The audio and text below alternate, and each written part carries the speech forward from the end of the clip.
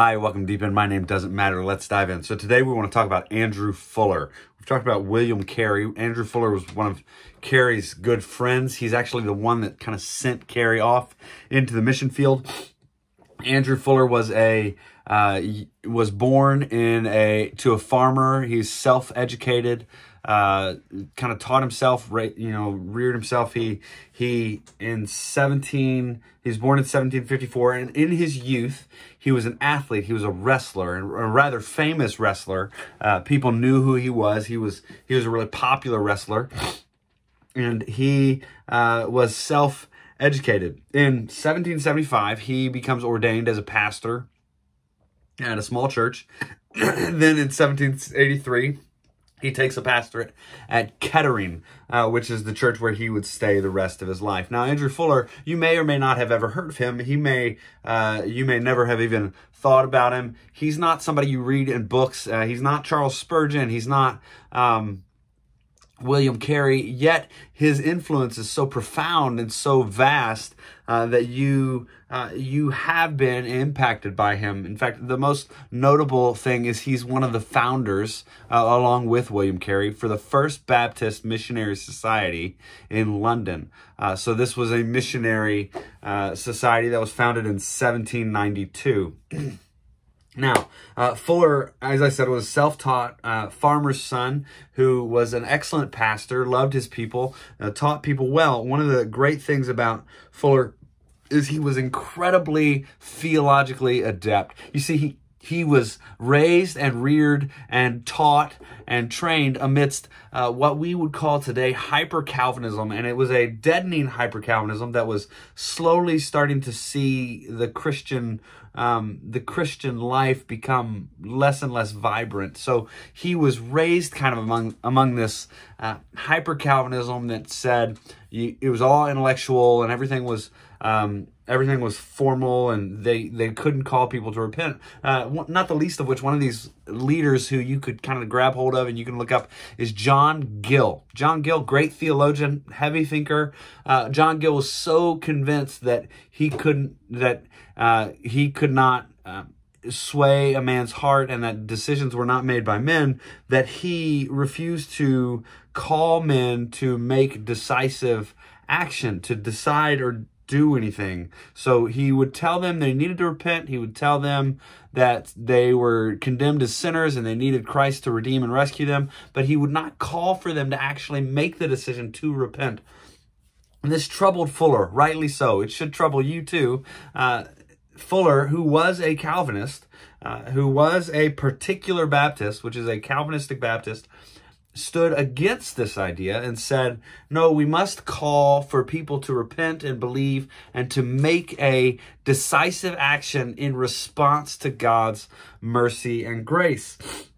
So in his pastorate and in his time in London, in the Kettering church, he stood against what we call hyper-Calvinism. He also stood against what we call Socinianism, which is this idea that Jesus, which called into question Jesus' deity, and basically saying Jesus was not God. So he stood against that as well, and he stood against Sandemanianism, which is the idea that all you needed was mere mental assent to be a Christian. You didn't actually need it to change your heart or change your soul or anything like that. It just needed to be a mere mental acquiescence that Jesus Christ was a real person who really did die and really did rise again. And just this kind of mental agreement that that's true. And Fuller said, no, there must be a change of heart. You must have a repentant life. You must follow Christ. You must actually know him and follow him.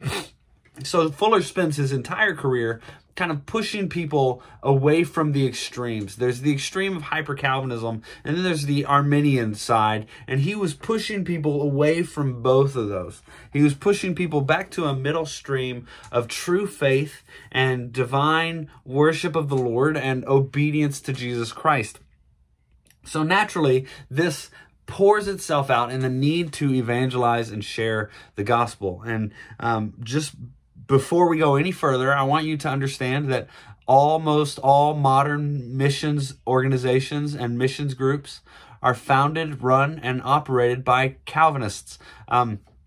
this soteriology, the soteriology of a Calvinist is not incompatible with missions. Soteriology of unsaved, unregenerate people who think that they're Calvinists is always incompatible.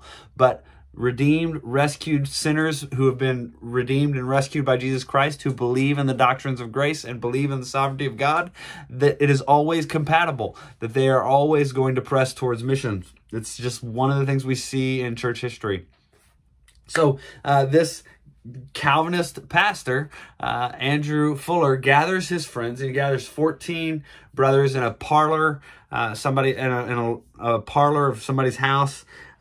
14 men are gathered in the room in 1792, and they agree to form the First Baptist Missionary Society, and they elect Andrew Fuller as their secretary. And they immediately say, we're going to send John Thomas and William Carey out into the mission field, and we're going to raise the funds, and we're going to send them for the evangelism of the heathen, for the gospel ministry.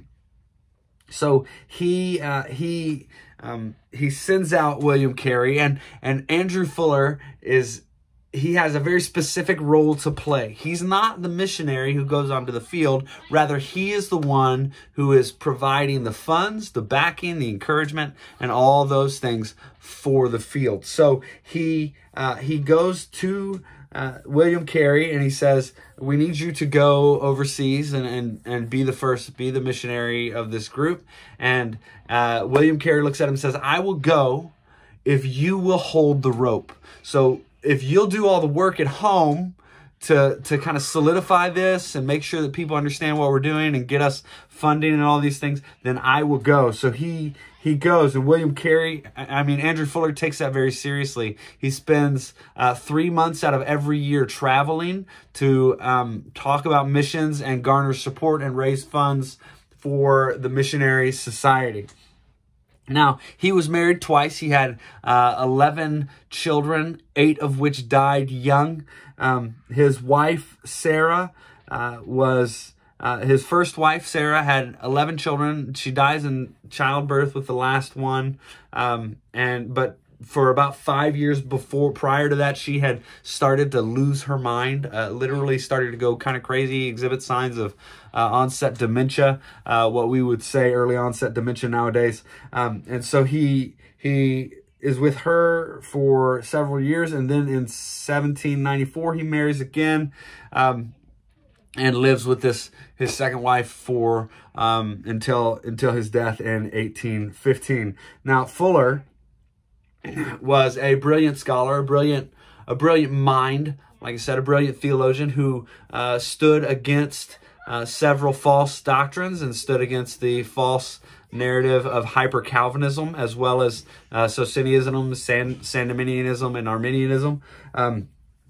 And Charles Spurgeon says of Fuller that he bridges the gap between John Bunyan and the 18th and the 19th century. So he is the bridge between the two. This was a man who, in the midst of the Great Awakening, in London, England, he decided to focus all his attention on the gospel and gospel ministry at great cost to himself.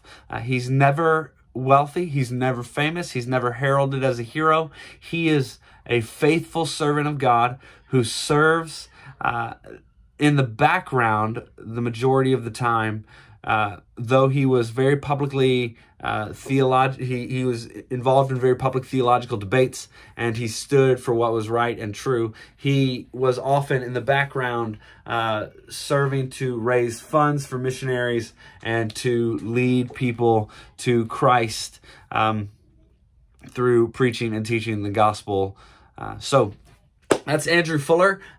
Next, we will talk about some of the men that come after him, Charles Spurgeon being one, William Wilberforce, who's around at the same time. So thanks for joining me in Deep End. Have a great day, and go get to work.